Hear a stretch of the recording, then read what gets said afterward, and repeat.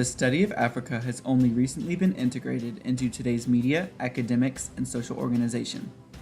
Reclaiming Africa and its global importance must also be recognized as a battle ahead of the Africana Studies realm.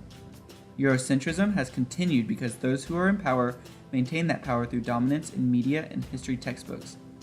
To state that the origins of civilization, mathematics, and language emerged out of Africa would uproot the backbone of these fields. The very foundation of man as a species rests in Africa, an important fact that Eurocentrism and white academia minimize.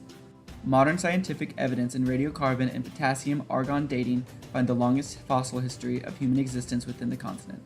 Volcanic rocks from Ethiopia and the East African Rift, a continental plate zone in which the Nubian and Somali tectonic plates have begun to slip apart, date bones and other organic matter as far back as 40,000 years. Africa's natural climate and geography pushed man into new boundaries. Ancient Egypt showed an eminent example of this statement. Around 4000 to 5000 BCE, pastoralists began to move toward the Nile River because of the expanding Saharan desert.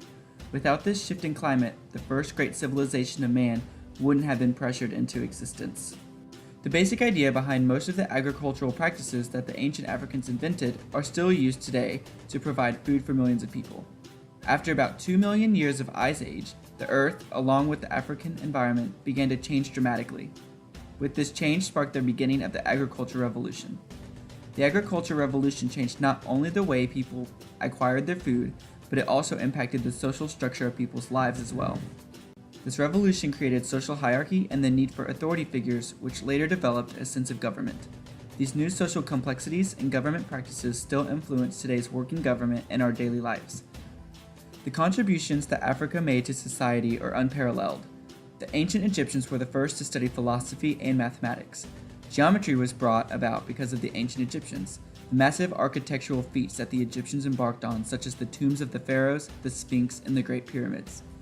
The contributions that the Egyptians alone made to society could not be understated. The ideal of kinship was also very prominent in Africa. Kinships allow groups of people to form strong social relationships with each other. This ideal spread throughout the world because of Africa and the connections that they made across the globe.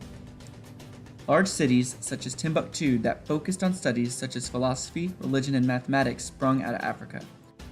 Without the contributions that Africa made to society, societies like the ancient Romans, Greeks, and maybe even the United States would never have existed.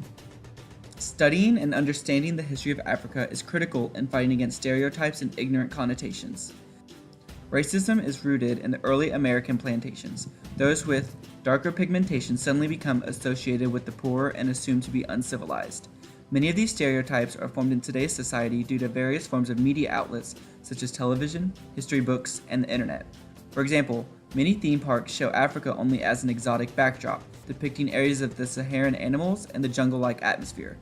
Television also contributes to the common stereotype people know today. Commercials are constantly showing poor communities when in fact large portions of Africa remain fully developed.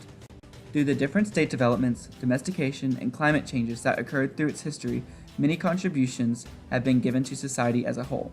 Without the early Africans, iron, math, and astronomy would not be what it is today.